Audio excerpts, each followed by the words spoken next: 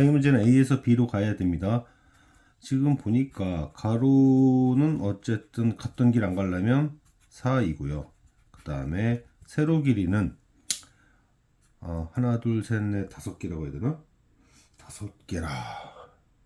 길이 이 자리가 다섯 개 있다 이렇게 말할 수 있는 거죠.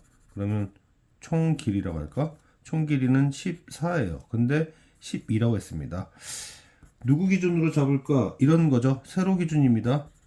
지금 세로가 다섯 줄이 있어요. 지금 문제 보니까 세로가 다섯 줄이 있는데 여기서 네 줄을 쓸 것이냐 다섯 줄을 쓸 것이냐의 문제예요. 그럼 만약에 네 줄을 쓴다라는 게 뭔 얘기냐면 하나 둘 셋 넷 다섯 개가 있는데 예를 들어서 여기를 선택한 거예요. 하나 둘 셋 이렇게 선택했어. 그럼 어떻게 되는 거야? 이렇게 갔다가 이렇게 갔다가 이렇게 갔다가 이렇게 갔다가 이렇게 간 거예요. 그러면 지금 표시를 보면요. 이렇게 갔다가 하나 이렇게 지금 이렇게 한 거죠. 제가 지금 요 놈만 빠진 거지. 그러면 가로가 하나 둘 셋 넷이고요. 세로가 둘 넷 여섯. 그러니까 하나 둘 셋 넷. 그러니까 2, 4, 8 12 뭐 이렇게 된 거죠. 그러니까 하나 둘 셋 넷 다섯 개의 가로 중에서 네 개를 선택했다. 그럼 한 놈만 빠진 거지. 이렇게 총 길이가 지금 14짜리에서 한 놈 빠져가지고 12가 된 거죠. 그럼 다섯 줄을 썼다라는 건 무슨 뜻일까? 저는 지금 이 문제를 답만 내려고 하는 건 아니에요. 일반화까지 할 겁니다. 그래서 이렇게 가보자는 얘기지. 이렇게 그 다음에 자 이렇게 갔다고 치면 첫 번째 두 번째 그 다음에 셋, 넷, 다섯 개의 세로를 다 쓴 거예요. 그러면 지금 여기 가운데 층을 요 선택을 해야겠는데 요거 어디서 선택했냐 이거지. 제가 예를 들어서 이런 거예요. 제가 만약에 여기를 이 가로를 선택했어요. 그럼 이 가로를 선택했으면은 가기를 이렇게 1, 2, 3, 4, 5, 6, 7, 8, 9, 10, 11, 이런 식으로. 그러니까 여기를 선택할 거냐, 여기 선택할 거냐, 선택할 거냐. 그러니까 네 개 중에 하나를 선택한다는 얘기네. 라는 얘기죠. 잠깐만, 여기서 뭐 하나가 빠진 것 같은데. 빠진 거 없습니다. 이게 문제가 워낙 단순해가지고. 그래서 이제 9다. 이런 정도가 되는데요. 일반화를 하려면 조금 더 어려워야 되지 않을까요? 조금 더 어려운 예를 들어볼게요. 야, 약간만 더 가자 이거지. 하나, 둘, 셋, 넷. 이건 똑같아. 근데 이건 2층짜리였잖아. 이거 3층짜리로 바꿔준 겁니다. 3층짜리로 한번 바꿔보면 지금 똑같긴 한데요. 가로 길이는 4고, 그 다음에 세로 길이는 이 다섯 개의 세로에 대해서 각각 3개씩 있는 뭐 이런 상황이죠. 그럼 총 길이가 얼마인 거야? 총 길이가 3, 5, 15, 19인데 그럼 어떤 질문을 할 수 있지? 그나마 어떤 질문을 할 수 있냐? 자, 여기 질문할 수 있는 거 여기 봅시다.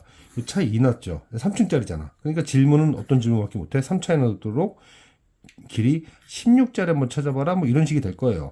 그러면 방금 전 문제처럼 세로 줄을 4줄을 선택하고 4줄을 선택하는 거라고 하면은 똑같을 겁니다. 5C4는 똑같을 거예요. 그럼 이번에는 5줄을 선택하는 것은 뭘까? 이런 질문을 할 수 있죠? 뭐 이런 거겠죠. 가로를 선택할 겁니다. 하나, 둘, 셋, 넷.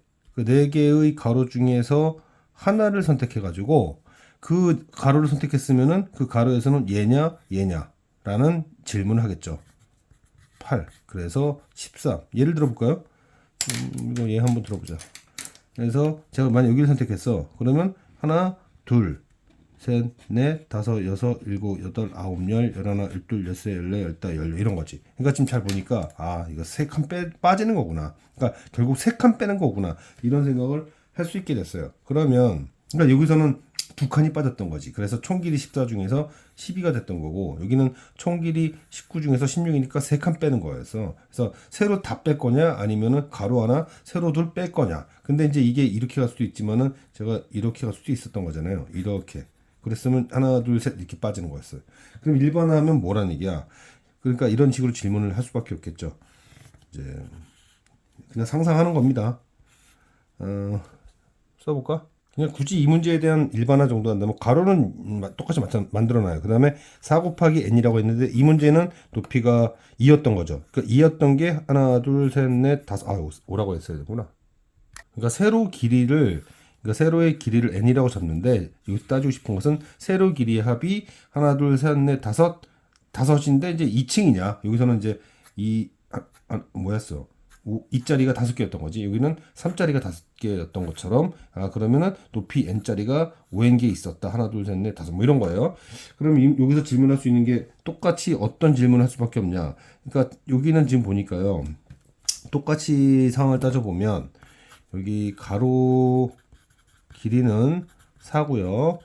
세로 길이는 5n이라서 총 길이는 5n 더하기 4일 겁니다. 그러면 항상 퀘스천은 어떤 식이었냐면 여기 보세요. 2층짜리였을 때 정확하게 2 빠졌고 3층짜리일 때 정확히 3 빠졌으니까 그 길이 n짜리였으면 n 빠져야 되는 거지. 그러니까 4n 더하기 4 질문을 이렇게 할 수밖에 없었던 거죠. 요 n이 2였을 때 얼마였어? 4, 2, 8, 12 맞죠? 여기도 질문을 뭐 할 수밖에 없다. n 3이니까 3, 4, 12, 16 이런 질문 한 거예요. 그러면 결국 이거 어떻게 할 거야? 방금 전처럼 똑같죠.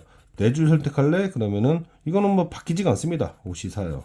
그런데 만약에 5줄을 선택한다고 했을 때 n이면 2였을 때 아까 선택하는 게 이거 하나밖에 없었잖아. 3이었을 땐 2개였지. 그러니까 n이었을 때는 뭐라고 하는 거야? 일단은 줄 선택, 그 가로 선택은 하나, 둘, 셋, 넷이죠. 가로 선택은 넷 중에 하나를 선택할 것이고 그때 선택이 딱 되었을 때 얘를 선택하는 건 아니잖아. 얘냐. n-1이겠구나. 그러면 답은 5 더하기 4 곱하기 n-1이었으니까 이 문제에서 n이 2였지. 얘 2층짜리였어. 그러니까 9였던 거고. 그 다음에 3층짜리였어. 그럼 4, 2, 8, 13이었던 거고. 이렇게 일반화가 가능하겠다. 이런 유들은 계산을 좀 잘해주자 이런 얘기죠. 지금 보면은 남자 셋, 여자 둘이니까 여자가 적네. 그러니까 여자가 적으니까 여자의 배치를 중심으로 해서 시작을 해보겠다. 문제에서 조건을 잘 읽어야 됩니다. 조건 뭐라고 했지? 조건은 이렇게 나왔어요. 남녀만 이웃 안 하면 돼. 그죠? 같은 층에서 남녀만 이웃하지 않으면 되고 자기 동성끼리는 이웃해도 상관없다는 얘기예요.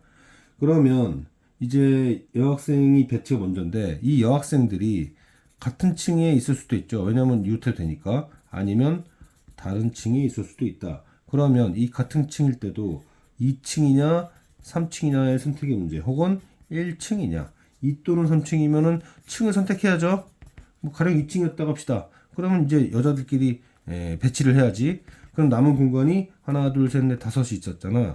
5개. 그러니까 서로 다른 3명의 학생들이 5개의 자리를 선택하는 5P3이 되는 거죠.